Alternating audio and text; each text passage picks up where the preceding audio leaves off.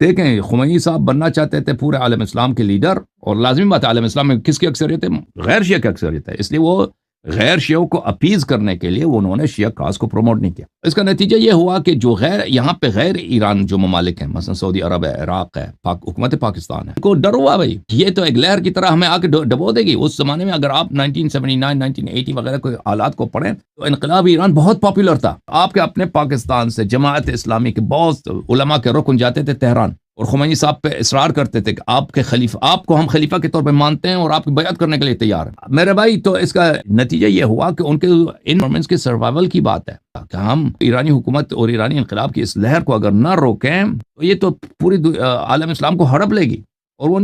لازمی بات ہے کہ سعودی والے اپنی حکومت اپنے ہاتھ سے نہیں جانے دیتے، اس لیے انہوں نے شیعہ کی تکفیر کا، اور کہ یہ روافض کافر ہیں، ان کا قرآن اور ہے، یہ مشرک ہیں فلان، اس پہ بڑی انویسٹمنٹ کی انہوں نے۔